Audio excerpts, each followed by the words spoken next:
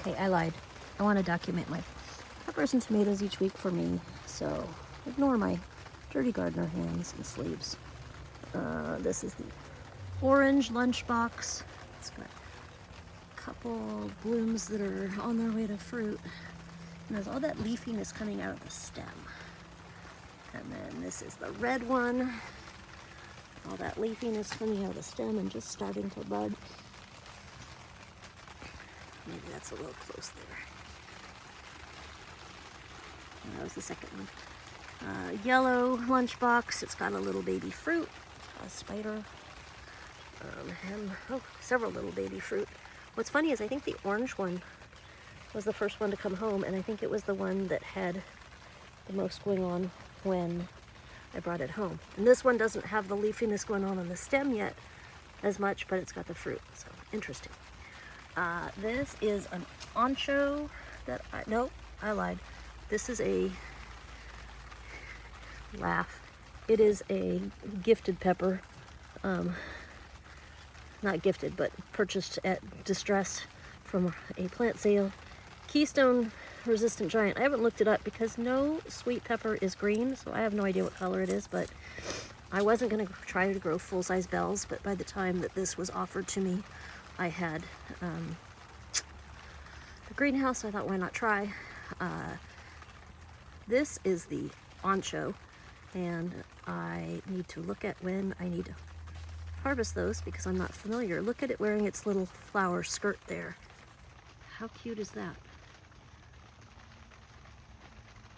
So yeah, those have grown like a lot in the last day. Monty just bumped me. This is a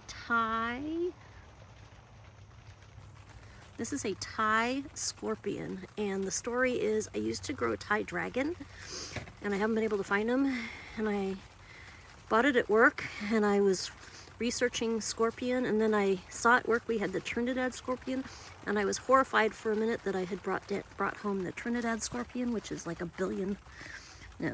close to 1 million Scoville units. This one's tamer. I can't remember the number, but it's not something I'm not happy to have. I hope to make chili oil with it. And then this is a Pantera jalapeno. I have already harvested 5 jalapenos. I think it had a fruit when I brought it home, but now it's got 3 more on it. Yesterday I made some pickles. I had eaten one previously in some drinks. And this is a Jedi jalapeno. We grow them both at work, and so this one is supposed to be a little slower, so we'll see if I notice any different. And then my basils. This is a Prospera. I don't have signs on everything, but this is a Prospera Italian large leaf basil that I potted up from maybe a 4 or 5 inch pot into this, I think that's an 8-inch houseplant pot. This Thai basil, sweet Thai basil. I did pinch the flowers off. I wasn't sure if it was when you're supposed to or not, but I'm rooting them and we'll see. This is an everleaf lemon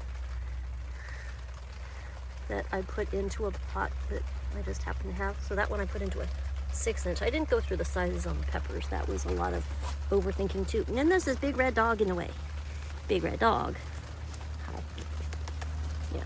So these 3 basils, just Genovese basils, all 3 of them were from one pot that was in very sad shape, and I split it into these 3, and that chopstick, because one of the stems was falling over, but Monty broke it off the other day, so it's in the house in water. But it was one big pot, like they stuffed like at Trader Joe's. It wasn't at Trader Joe's, but it was in like one big pot like that, and so I separated into these 3, so hopefully I'll get lots of basil for lots of pesto and stuff.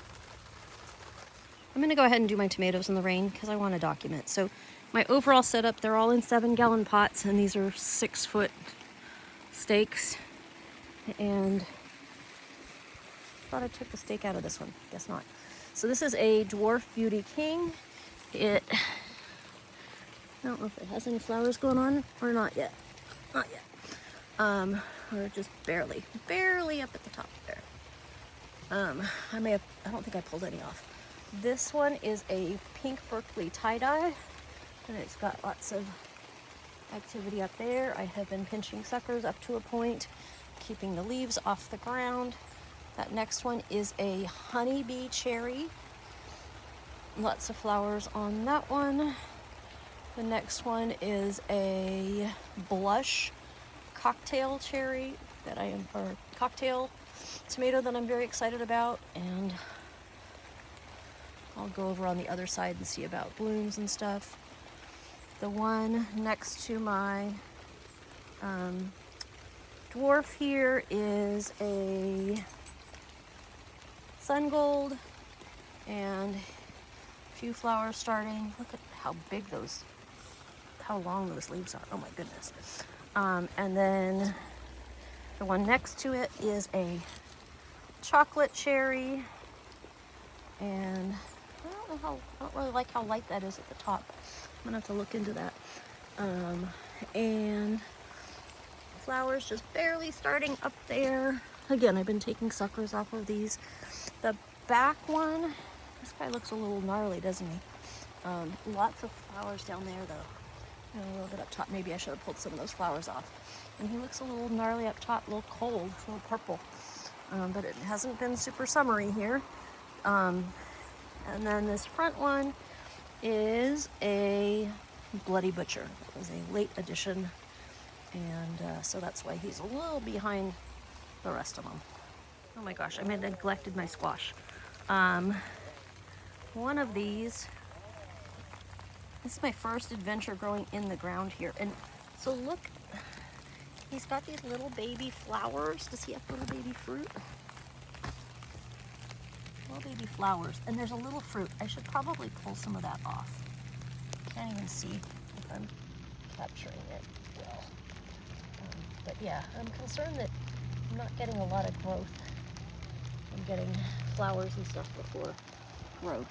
And then the other one, so that first one was a Patty Pan Lemon Star. This one is a Golden Glory Yellow Zucchini. And again, these little tiny fruit before it's growing much, so I should probably be taking those off. I just haven't paid much attention to them. Obviously, I was going to even walk right by and forego them. Thanks for being here. I do want to make sure I keep up with all the vegetable type crops, so thanks for sticking here. If you didn't see the first part, that's linked. Parker Says Hi. I figured I'd show you my first quick pickle in many years with my jalapenos that I picked, and come back again and check on my progress in the garden and my greenhouse. Thanks.